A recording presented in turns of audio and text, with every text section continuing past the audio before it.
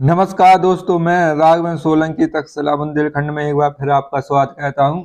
आज यूपी जो the exam हुआ था उसका ये नोटिफिकेशन निकला है। उसमें बताया गया है कि आपका कितने क्वेश्चन गलत हैं, कितने के आंसर बदले हैं और कितने क्वेश्चन को हटाया गया है। तो इसको विस्तार से चर्चा करेंगे इस पर, और आपका रिजल्ट कब तक आएगा ये भी इसमें बताया गया है।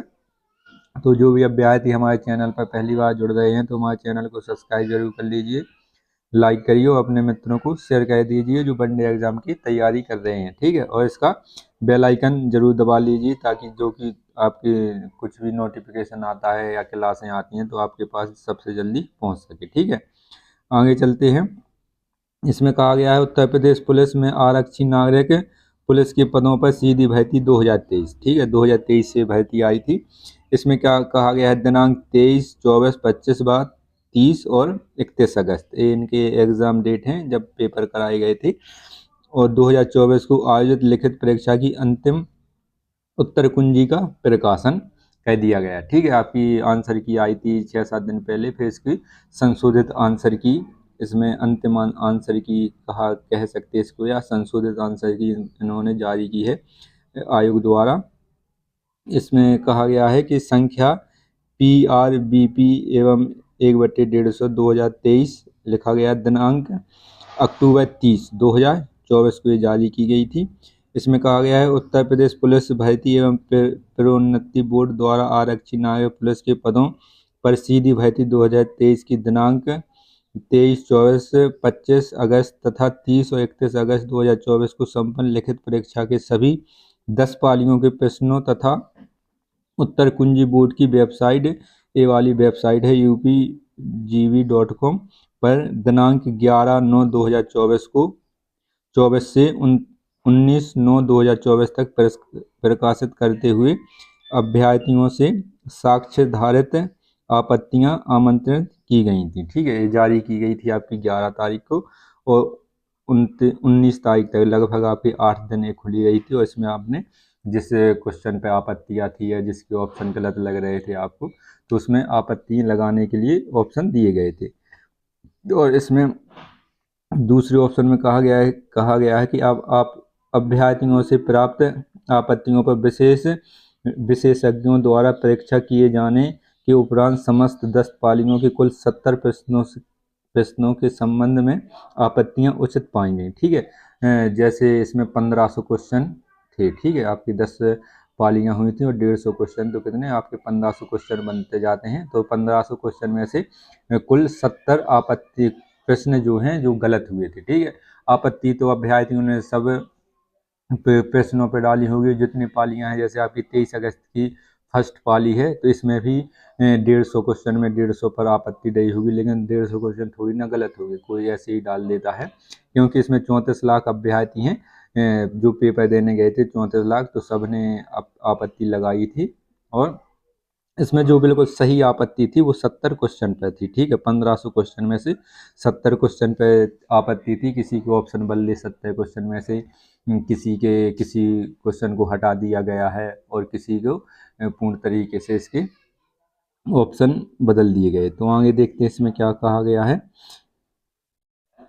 इसमें पहले में कहा गया 25 प्रश्न उत्तर विकल्पों के त्रुटि होने के कारण प्रश्नों को निरस्त कर दिया गया, ठीक है। इसमें 25 क्वेश्चन ऐसे है 70 में से जिनको निरस्त कर दिया गया है। जो उनकी थ्योरी थी या इंग्लिश में या हिंदी में तो गलत टाइपिंग थी, जिसकी वजह से बच्चे को समझने में दिक्कत हो रही थी, बच्चों को, अभ्यर्थियों को, तो उन पर निरस्त कर दिए गए हैं और आपको निरस्त करने के बाद नंबर दिए जाएंगे।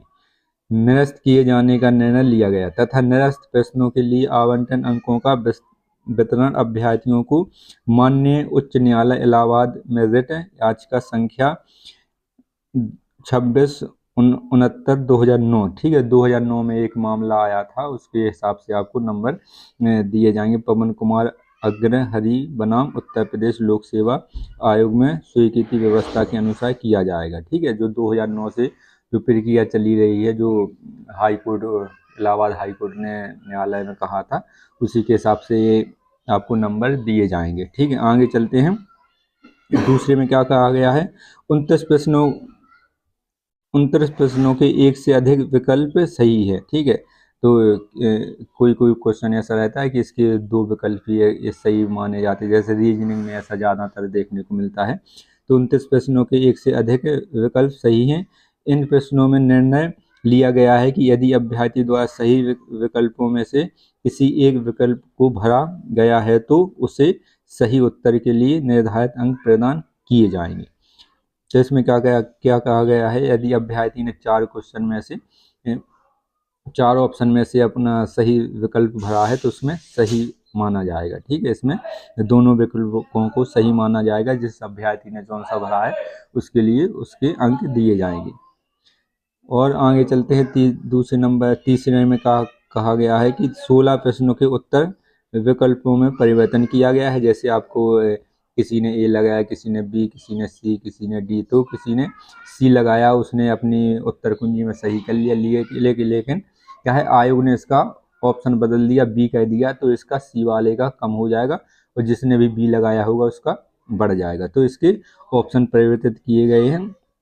16 क्वेश्चनों को 29 क्वेश्चन में निर्णय लिया गया है कि इनके अभ्यर्थियों को 2 विकल्प इसमें सही हैं। और अभ्यर्थियों को बोर्ड की वेबसाइट, ए वाली वेबसाइट है सरकारी पर उपलब्ध लिंक इतने पर जाकर अपना रजिस्ट्रेशन नंबर, जन्म तिथि व प्रश्न पुस्तिका क्रमांक की सहायता से लॉगिन करना होगा, जिसमें प्रत्येक अभ्यर्थी की अंतिम उत्तर कुंजी दिनांक 9/11/2024 तक देख सकेंगे। ठीक है, 9 नवंबर तक इसको देख सकेंगे। आपकी 30 अक्टूबर से खुल चुकी थी और 9 नवंबर तक इसको लगभग 10 दिन आराम से अपनी कुंजी देख सकेगी, कौन से का आंसर बदला है, कौन से का नहीं बदला है और कौन से की आपकी प्रश्न को न्यस्त किया गया है। तो इसको देख सकते हैं। अपनी जन्म तिथि डालें, अपना रजिस्ट्रेशन डालें और पुस्तक क्रमांक सब लोगों के पास होगा। जो आपको एक कार्बन कॉपी मिलती है उसमें सब लिखा होगा, थोड़ा सबके पास रखी होगी वो। ठीक है, कार्बन कॉपी उन्हीं के पास नहीं होगी जिनके क्वेश्चन 70 या आपके 60 के करके आए होंगे, तुक्का मार के आए होंगे, उन्होंने अपनी फाड़ दी होगी। जो पढ़ने वाले अभ्यर्थी हैं उनके पास अपनी कार्बन कॉपी रखी होगी उत्तर पुस्तिका की, तो अपनी मिला लें। ठीक है, उपयुक्त तो भर्ती प्रक्रिया के अंतर्गत निर्गत की जा रही है कि उत्तर कुंजी अंतिम है। इसके पश्चात प्रश्नों एवं उनके उत्तर विकल्पों तथा उत्तर कुंजी पर किसी भी प्रकार की कोई आपत्ति स्वीकार नहीं की जाएगी, ना ही उस पर कोई विचार किया जाएगा। ठीक है, ये आपत्ति आपकी अंतिम आपत्ति थी और आपने क्वेश्चन में ला लीजिए। इसके बाद कोई इस पर आपत्ति नहीं दर्ज की जाएगी। चयन के अगले क्रमांक DVPST हेतु उपयुक्त अभ्यर्थियों की सूची तथा तिथि शीघ्र ही बोर्ड की वेबसाइट पर प्रकाशित की जाएगी। ठीक है, जो आपकी DVPST है इसमें क्या होता है, आपका डॉक्यूमेंट वेरिफिकेशन होगा, दौड़ कर आई जाएगी, तो आपका रिजल्ट जल्दी ही प्रकाशित होगा। यद्यपि इस सूचना को वेबसाइट पर अपलोड किए जाने में पर्याप्त सावधानी बरती गई है, फिर भी किसी प्रकार की तकनीकी त्रुटि के लिए कोई बोर्ड उत्तरदायी नहीं होगा। ठीक है, और ना ही त्रुटि पाए जाने पर त्रुटि पूर्ण अंकन का किसी प्रकार का लाभ या अधिकार प्राप्त होगा या अनुमय होगा। ऐसे किसी प्रकरण के संज्ञान में आने पर बोर्ड का निर्णय अंतिम होगा। ठीक है, जो बोर्ड अंतिम निर्णय लेगा वही अंतिम माना जाएगा। इसमें आप ज़्यादा हो सकता है तो रिट दायर कह सकते हैं उच्च न्यायालय में, और इसमें यही सब कहा गया है। और रही रिजल्ट की बात, तो रिजल्ट इसमें आपका कब आएगा, इसमें कहा गया है कि इसमें जो आपका नवंबर का तीसरा सप्ताह है, जो तीसरा सप्ताह होगा उसमें आपका इसका रिजल्ट आएगा फाइनल वाला, जिसमें आपका DVPST के लिए बुलाया जाए।